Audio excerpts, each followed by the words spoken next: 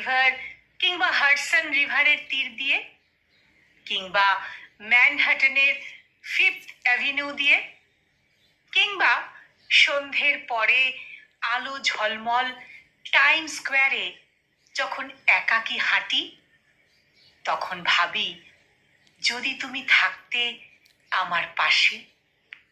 শরতের স্নিগ্ধ রাতে ম্যানহাটনের ডাউন টাউনে ডিনার শেষে গ্র্যান্ড সেন্ট্রাল পার্কওয়ে দিয়ে যখন লং ড্রাইভে থাকি, তখন ভাবি যদি যদি তুমি থাকতে আমার পাশে।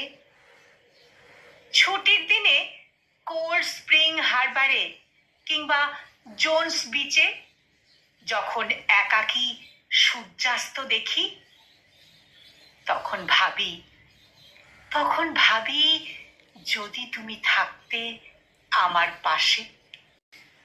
তুমি পাশে থাকতে যদি আমার, তাহলে আমার চোখ পড়ে থাকতো তোমার নীলচে চোখে, নীল প্রজাপতির মিছিলে। হৃদয়ের উত্তপ্ত বালুকায় তোমার শীতল পরশ জানান দিত আমাদের ভালোবাসার ইতিকথা। যাপিত জীবনের গল্প করতে করতে অকারণেই আমরা হেসে উঠতাম, আর হাতের উল্টো পিঠে চোখের আর্দ্রতা মুছে নিতাম।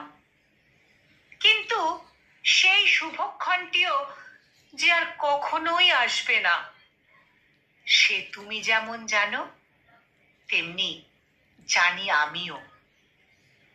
তবু সারাক্ষণ কেন যেন ভাবি, শুধু ভাবি এই তো তুমি এখানেই আছো। আমার সংসার ছবির পুরো দৃশ্য জুড়ে তুমি আছো। আমি ভাবি এই বুঝি তুমি ডাকছো আমায়, বলছো এই ওঠো, 8টা বাজে, এবার কিন্তু ঠিক অফিসে লেট হয়ে যাবে।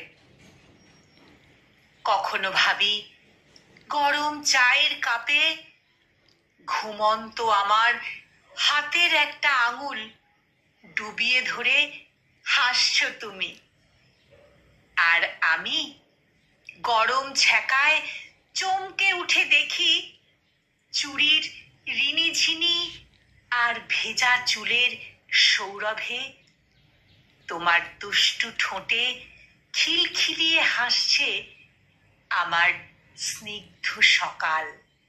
ঘোর কেটে গেলে বুঝি এসব আমার অলীক ভাবনা। চোখ ভিজে ওঠে, তবুও আমি এসব ভাবতেই থাকি।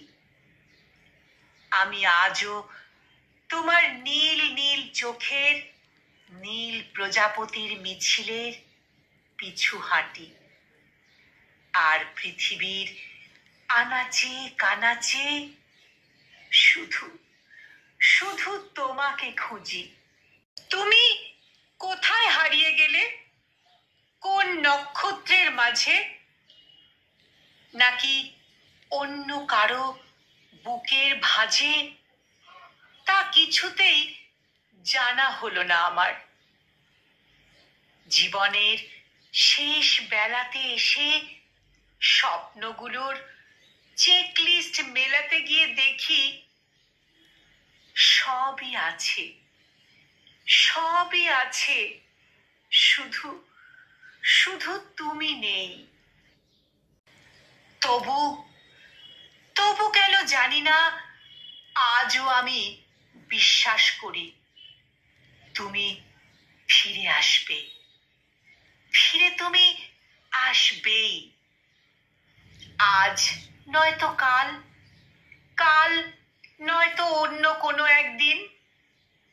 হতে পারে সেদিন আমার সব যাত্রার মিছিলের পেছনে এসে নোনা জলের চোখে অসহায় তুমি দাঁড়িয়ে থাকবে, কিন্তু কিন্তু তুমি ফিরবেই, তুমি আসবেই, তুমি ফিরবেই, তুমি আসবেই।